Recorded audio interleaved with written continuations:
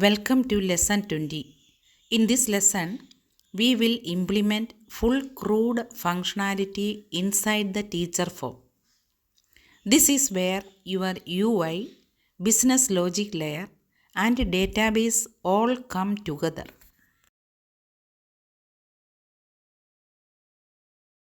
To begin, add references to your business logic layer and entity layer.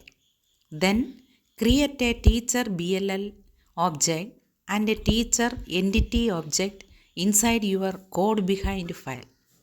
These will allow your UI to communicate with the logic layer.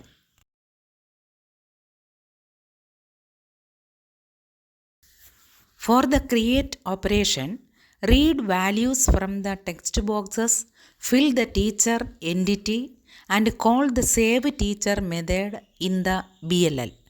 After saving, refresh the grid view to show the new record.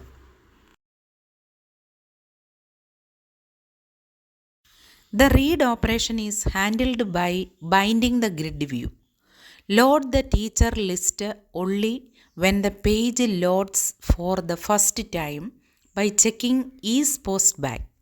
Use the get teachers method from the BLL to retrieve all records. To update a teacher, allow the user to select a record from the grid view.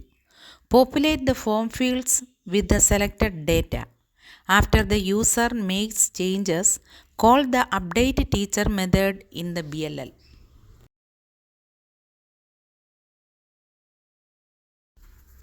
For the delete operation, let the user select a record from the grid view.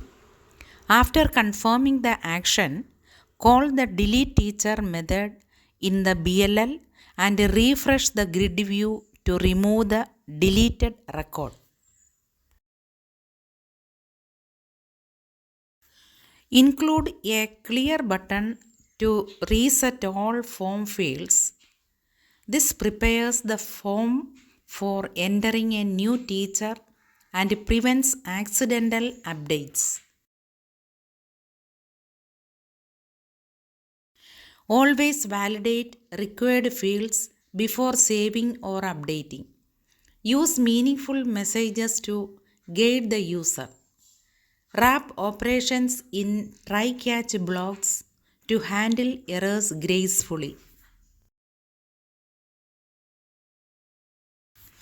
In summary, your teacher form is now fully functional with complete CRUD operations.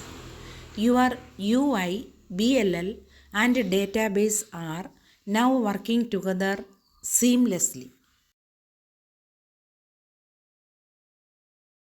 If you have questions or need help debugging your teacher form, let us go through them now.